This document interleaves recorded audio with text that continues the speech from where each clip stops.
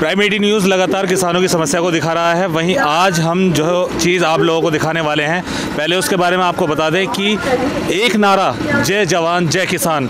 हमने किसानों से बात की, अब बारी जो है वो जवानों से बात करने की है कि आखिर जय जवान जय किसान के नारे को वो कितना समझते हैं। क्योंकि आज की सिचुएशन में जिस तरह से किसान आंदोलन पे किसान परेशान है, तो जवान उनका कितने तरह से सपोर्ट करते हैं। जी, मैं सूबेदार मेजर जयप्रकाश मिश्रा, राष्ट्रीय अध्यक्ष वेटरन्स एसोसिएशन। सबसे पहले तो मैं आंदोलन में शामिल शहीद किसानों को नमन करता हूं, और उसके बाद से मैंने आज ये निर्णय लिया, इनके पहली शहीदी दिवस पर ये निर्णय लिया है कि हमने जो है कि एक सोसाइटी बनाया है, भारत माता सोसाइटी, जिसमें कि हमारा संगठन के भूतपूर्व सैनिकों का संगठन है, उसमें भी बहुत लोग जुड़े हुए हैं, लेकिन ये भारत माता सोसाइटी है, इसमें हम सभी वर्ग को जोड़ेंगे। जवान भी होंगे, किसान भी होंगे, मजदूर भी होंगे, जितने भी वर्ग हैं, भारत माता के जितने भी लोग आते हैं सारे इसमें शामिल होंगे। और सबसे पहले हमने जंग ये जीतना है कि ये कुर्बानी दिया है जिन्होंने, शहीद हुए जो किसानों को, इसको आंदोलन को हमने सफल बनाना है। और सफल बनाने के बाद जो भी समस्याएं किसानों के ऊपर, मजदूरों के ऊपर या आम जनता के ऊपर आएगी, ये पूरा सोसाइटी उसके ऊपर कार्य करेगा, उनकी वेलफेयर के लिए लड़ेगा, जहां तक हो सकता है उनको सुविधा मुहैया कराएगा।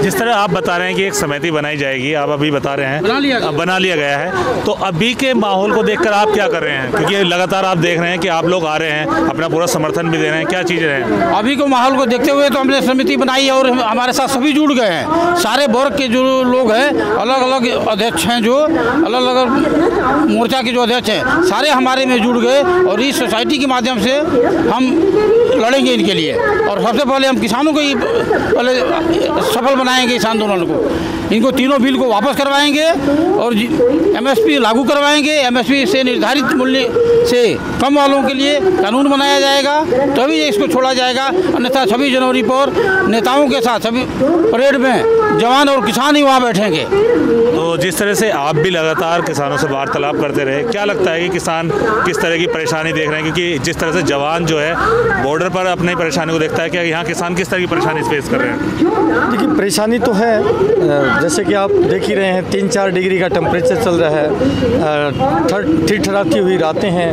इस रोड पर पड़े हैं किसान और अपने पूरे खेत वेत खलिहान छोड़ करके आज यहाँ पर इनको अपनी लड़ाई लड़नी पड़ रही है। जिस प्रकार के काले कानून लाए गए हैं हमारे, जो आज जैसे काले अंग्रेज़ जो हैं हमारे देश के ऊपर थोपे जा रहे हैं, ये हमारे काले कानून हमारे किसानों पर। मैं ईश्वर से प्रार्थना करता हूँ, हे ईश्वर, इस प्रकार के जो हटीले हैं, जो अहंकारी जो नेता सरकार में बैठे हैं, उनको सद्बुद्धि दे ताकि वो जल्द से जल्द इन किसानों की बात सुने और जो है इनके जो कानून थोपे गए उनको वापस लिया जाए। अन्यथा इस देश के अंदर मेरा अन्नदाता जो है अपने खेत में एक गिरवी रखे हुए मजदूर के जैसे काम करेगा और ये चीज़ हम कभी बर्दाश्त नहीं कर पाएंगे। हम सैनिक हैं, हम सैनिक किसान के ही घर से जाते हैं। जितने भी देश के अंदर सैनिक हैं, किसान, गरीब, मजदूर, ये 3 तबके हैं साहब, जो अपने लाल को खिला पिला करके देश की सीमाओं की हिफाजत करने भेज देता है। अरे किसी नेता की औकात नहीं, किसी फैक्ट्री मालिक की औकात नहीं, या किसी धन्ना सेठ की औकात नहीं जो सीमा पर अपने लाल को भेज दे। अरे किसान अपने इस धरती का सीना चीर के अन्न पैदा करता है, पूरे देश का पेट भरता है, और किसान का बेटा अपना सीना लगा करके गोली के सामने देश की रक्षा करता है। आज दोनों दुखी है। आज सैनिक की, जवान की भी जो है पेंशन को आधा करने के जो है मंसूबे बना रही है हमारी सरकार। सीडीएस जनरल रावत साहब दलाली करना छोड़ दे। अरे बहुत दुर्भाग्य की बात है, एक सैनिक कभी किसी नेता की दलाली नहीं कर सकता, और जो दलाली करता है वो सच्चा सैनिक हो नहीं सकता। मैं तो ईश्वर से प्रार्थना करता हूँ, जनरल रावत आपको भी सद्बुद्धि दे। अपने मोदी साहब, जो अमित शाह, आप हटीले हैं, ये हट तो इनको छोटों को करनी चाहिए। अरे आप तो बड़े हैं, बड़े कभी हट नहीं करने लगे तो दुर्भाग्य हो जाएगा। घर में बच्चा अगर हट कर लेता है, जिद कर लेता है, तो बड़े को मानना पड़ता है। आज आप बड़े होकर के हट कर रहे हैं तो इसका मतलब तो विनाश काले विपरीत बुद्धि। आप जितना जल्दी मानेंगे उतना ही आपके लिए ठीक है। ये किसान हैं, आपको धन्यवाद करेंगे, आपको सलाम करेंगे। आप इनके ये जो काले कानून थोपे गए हैं, आप इनको वापस करिए। जो आपने अपने व्यापारी मित्रों को, अडानी अंबानी को, जो आपने चुनाव में बहुत पैसा खर्च करवाया है, उसी को उधार चुकता करने के लिए जो आपने चुनाव में उन व्यापारियों से पैसा व्यय करवाया है, खर्च करवाया है, आपने उनको वायदा किया है कि मैं तुम लोगों को चुनाव जीतने के बाद में ऐसा फायदा दूंगा कि किसान का खून चूस करके तुम्हारे पाले में डाल दूंगा। वाह गजब के, वाह मोदी साहब। जिस तरह से किसानों के ऊपर लाठी चलती हैं, वाटर कैनन से उनके ऊपर पानी की बौछारें चलती हैं, जिस तरह सर्दी का माहौल है, सारी चीज़ें ऐसे नहीं हो गई कि जवान और किसान आपस में एक दूसरे के दुश्मन से। देखिए ऐसा है कि जो हमारे ड्यूटी में जवान हैं उनकी एक मजबूरी है, कुछ हद तक उनको बेचारों को अपनी ड्यूटी निभानी पड़ेगी, लेकिन मैं आपको वायदा करता हूं, मेरा कॉन्टैक्ट नंबर है 8368002355। मैं सूबेदार वीर सिंह चौहान, मैं वायदा करता हूं, उस वक्त हम नहीं थे, वाटर कैनन चल रहा था, यदि मेरी आवाज़ जो भी मेरा जो सिपाही है जो तैनात है यहाँ पर बॉर्डर पर किसानों को रोकने के लिए, मैं चैलेंज करता हूँ, मेरी बात सुनेगा तो कदापि अपने किसान पिताओं पर, अपने भाइयों पर वाटर कैनन या डंडा लाठी नहीं चलाएगा। अगर उसका डंडा लाठी चलेगा तो इन गद्दार नेताओं की तरफ चलेगा। होशियार हो जाओ। अब जिस प्रकार से जब अंग्रेज थे उस वक्त हमारी जो देश की सेना थी, जय हिंद की सेना, उसने बगावत कर दी थी।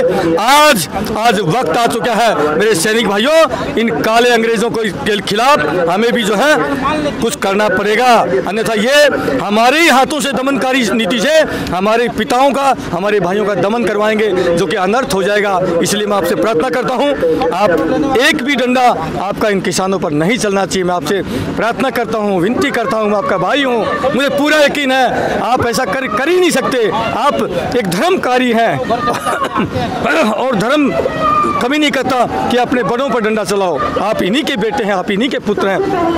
मैं ईश्वर से प्रार्थना करता हूं कि सरकार को जितना जल्दी ये दिमाग आए, और दिमाग में आना पड़ेगा साहब, आना पड़ेगा। उनकी औकात क्या है? ये किसान यहाँ पर मोर्चा थाम के बैठ चुके हैं और जवान इनके साथ कंधे से कंधा मिला के आ चुके हैं। इनका हौसला हम डाउन नहीं होने देंगे साहब, हौसला नहीं डाउन होने देंगे, ये हमारा वायदा है। और बस यही कहता हूँ कि जल्दी से जल्दी आज मैं उन किसानों को भी नमन करता हूँ। लगभग 31 जवान किसानों ने शहादत दे दी है, यहाँ पर ठंड में मरते हुए मर चुके हैं, उनकी जानें जा चुकी हैं। एक उनको शहीदी दिवस आज जो हम मनाया गया, मैं आज उनको भी सलाम करता हूँ, उनको भी प्रणाम करता हूँ। और मैं कहूँगा याद करिए, आज मुझे तो ऐसा प्रतीत हो रहा है यह माहौल देख करके, जवान इन किसानों का आंदोलन देख करके, जिस प्रकार से 47 से पहले हमारे उन क्रांतिवीरों ने, भगत सिंह, सुखदेव, राजगुरु, मंगल पांडे, अशफाकुल्ला खान, उन वीरों ने हंसते हंसते 22 साल के बच्चे थे, जवान थे, लबालब जवानी से भरे हुए थे, लेकिन उन्होंने उन काले अंग्रेजों को भगाने के लिए अपने इस गर्दन को हंसते हंसते फंदा चूम लिया था। आज उनकी आत्माएं रो रही होंगी कि हम जिस सुनहरे भारत का, सुंदर भारत का सपना देख के गए थे, आज उसको ये काले अंग्रेज लूट रहे हैं। अपने व्यापारी मित्रों को पूरा हमारे एयरपोर्ट बेच दी गई, हमारी रेलवे बेच दी गई, जितने भी हमारे बड़े बड़े सरकारी जो कंपनियां खड़ी हुई थी उन सभी को बेचा जा रहा है। क्या हुआ है? कहाँ अच्छे दिन आए? आप तो बहुत बड़े बड़े वादे करके आए थे साहब। आपने तो वायदा किया था, जिस दिन मोदी साहब आपने वायदा किया था, जिस दिन मैं प्रधानमंत्री बनूंगा तो मेरा पहला कलम चलेगा किसानों का स्वामीनाथन आयोग की मैं रिपोर्ट को लागू करूंगा, आपके जो आमदनी है उसको दुगना करूंगा। कहाँ गई आपकी वो रिपोर्ट? आप वायदा तो उन अपने व्यापारी मित्रों का पूरा कर रहे हैं, इन किसानों का मुद्दा पूरा नहीं कर रहे। आप किसानों को तो सिर्फ आपने मूर्ख बनाया है। और मैं उन सारे मेरे देश के सभी मेरे भाइयों से, बीजेपी समर्थकों से भी मैं विनती करता हूं, अरे ये किसान तो अपना पेट भर लेंगे।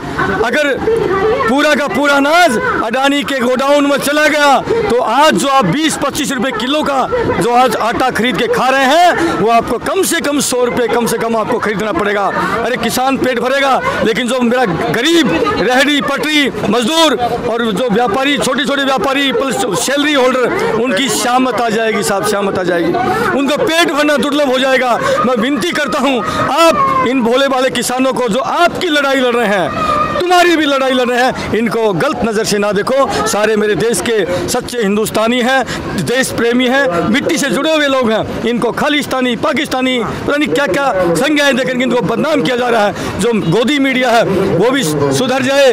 आप लोगों तो चुल्लू भर पानी में डूब के मर जाना चाहिए। अरे हमारी मीडिया तो हमारे लोकतंत्र का चौथा स्तंभ होती है, और मीडिया ही आज इतनी दलाली में लग गई तो कमाल की बात है साहब। और जिंदा है। आज देखिए, मैं बहुत लॉजिकल बात करता हूँ, आज जो सत्ता पक्ष की जो सत्ता पक्ष का साथ दे रहा है, हमेशा से इतिहास रहा है, इतिहास उठा के देख लिए। जब अंग्रेज आए, अंग्रेजों का जिन्होंने साथ दिया हिंदुस्तानियों ने, वो दलाल थे। क्यों साहब, गलत हुआ ना? वो दलाल थे। दलाल ही सत्ता पक्ष का साथ देगा। मैं किसी को दलाल नहीं कर रहा हूँ। जो साथ दे रहा है वो अपने आप को समझ जाना मैं क्या हूँ। हमेशा क्रांतिकारी हमेशा विरोध में रहा है, गलत पॉइंट पर। जो सही पॉइंट होगा हम उनका साथ देंगे। अंग्रेजों ने जरूर देश को शोषण किया है, लेकिन अंग्रेज बहुत सारे अच्छे काम भी करके गए। मैं इसलिए उनकी अच्छाई का सम्मान करता हूँ। आज सरकारें अच्छा काम करेंगी, हम उनको सल्यूट करेंगे, उनका सम्मान करेंगे, उनकी गुणगान करेंगे। लेकिन जहां गलत काम करेंगे हम उनका विरोध भी करेंगे। हर चीज़ में आपका गुणगान नहीं करेंगे। अच्छा काम करिए, जनहित में कार्य करिए। ये सूबेदार चौहान आपका सलाम करेगा, आपका साथ देगा। जवान। तो देखा किस तरह से जवान जो है अपनी परेशानी भी बता रहे हैं, किस तरह से, क्योंकि उन्होंने यहाँ रहकर जो किसानों के आंदोलन में अपना सपोर्ट देखा है और उनकी परेशानी को देखा है, वो कहीं ना कहीं एक दर्द जो है बयां करने के लायक है। बने रहिए हमारे साथ प्राइम मीडिया न्यूज़ पे। राहिल कसार के साथ अफशार उलग, प्राइम मीडिया न्यूज़ गाजियाबाद।